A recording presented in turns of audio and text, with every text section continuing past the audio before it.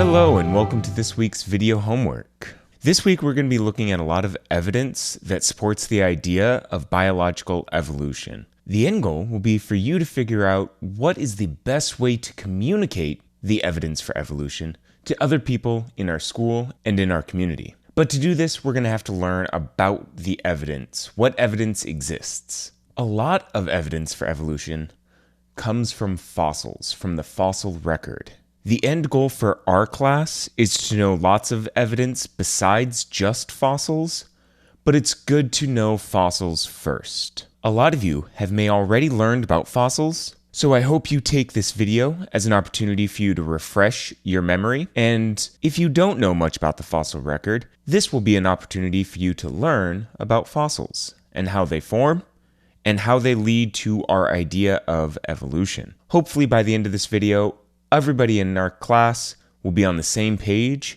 and will be able to move forward to learn additional types of evidence and see how they compare to the fossil evidence for evolution. So let's first start by defining what a fossil is. A fossil is any old remains of a living thing left over in rocks.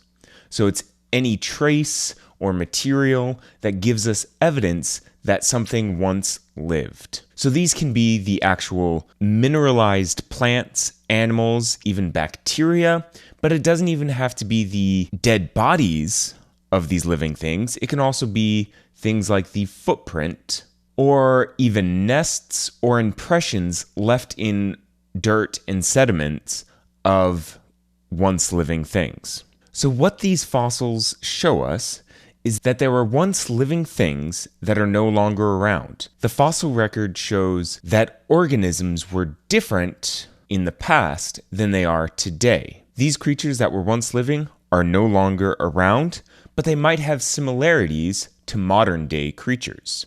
And by comparing the structural anatomy of the features of these fossils, we can start to draw evidence of what life used to be like. This fossil up here is actually the ancient ancestor of all modern-day whales and dolphins and orcas. And we can compare the shape of the bones, the one bone, two bones, lots of little bones pattern, in order to see how closely related this organism was to our modern-day whales, which show that same pattern. Further, by comparing the fossil similarities, this leads us to be able to make claims about what things are related to each other. We can construct possible explanations of life on Earth and how it's changed over time. We can see how these ancestors to humans, Homo habilis, Homo erectus, Homo florensis, and Homo naledi, might have been related to current-day humans by comparing the different structures of their brains and skulls. And we can reconstruct the relationships between these organisms and modern-day Homo sapiens. I think it's also important for us to discuss how fossils form. How did fossils get to where they are in the rock? So when an organism would die, it would lay on the top layer of whatever ground existed at the time that they died. And over time, wind and rain and streams and lakes add more dirt on top of them. Slowly, layer by layer, more and more dirt gets added on top of the fossils, and so it appears that the fossils are further down. The fossils don't fall through the dirt in order to reach a layer in the ground. They were on the top, but more dirt gets added. Over time, those fossils and that dirt becomes rocks, and eventually, if the climate changes, then a stream might cause them to be exposed, or humans might dig into the ground and find those same fossils. But what this means is that layers of dirt that are older, that were laid down first, are on the bottom, while the younger, more recent layers are on top. This is called the law of superposition. So we can figure out how old a fossil is just by seeing at what layer of dirt it is and how far below the surface, below modern times, the fossils exist. However, that might not be the most compelling evidence. And so scientists wanted another way to measure the age of the rocks, and they do it by measuring radioactive decay. So when rocks form, they have certain types of chemicals that are in them. These chemicals and atoms, over time, change into other chemicals and atoms. And so by measuring how much of the different chemicals are in the rocks, we can determine how old the rock is. A similar example is by looking at a fresh pair of shoes versus an old pair of shoes. Over time, they change. If you know what a shoe looked like when it was new, you can just look at an old shoe and have a pretty good idea about how old it is. It's the same thing that scientists do with measuring the chemicals inside the rocks. And what scientists find is that our same idea of superposition with the oldest rocks on the bottom and the youngest rocks on the top match our measurements of the chemicals with the oldest rocks being on the bottom and the youngest, newest rocks being on the top. That pattern that exists, the match between the age of the rock and the layers of the fossils, is a key evidence about how life has existed on Earth over large amounts of time. And once we have this timeline, we're able to start to make more hypotheses, and we're able to test our predictions to get more evidence that supports the idea of evolution. One example of this can be seen in the fossils of flowers and bees.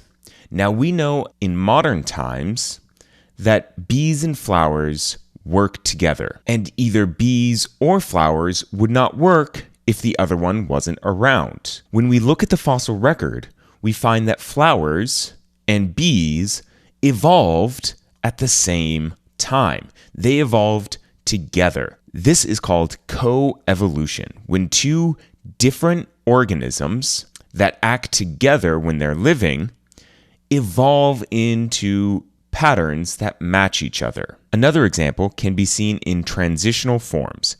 I'd like you to look at this diagram here of horse fossils that have been found over time. This is the oldest type of horse fossil that we can find. It dates back to about 50 million years ago, which was right after the time that the dinosaurs went extinct. Now, at this time, there were no horses as what we think of.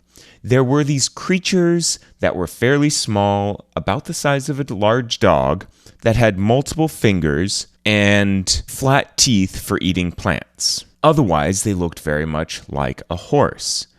And as we travel up in the rock layers to more recent organisms, we can watch how those foot bones have evolved from the many-toed fingers into what we consider a modern-day horse with the hoof and much larger, flatter teeth. We can see how the horse has transitioned over time. So finally, I want to draw your attention to the comparisons and patterns that we observe in the fossil record. By identifying patterns that occur over and over again, we have really strong evidence to support our hypothesis, our theory of evolution. In class, we're going to look at additional information besides fossils.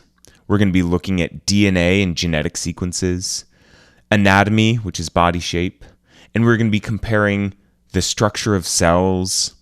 And I really want you to keep an eye out for patterns and see if the same patterns keep appearing in lots of different types of evidence. If patterns appear, then you have strong evidence that your prediction was correct. So that's all for now. I hope that made sense. Please don't forget to bring any notes or papers that we have to class when I see you next. And for now, I'm going to leave you with a song, and I hope you come to class with some wonderful questions.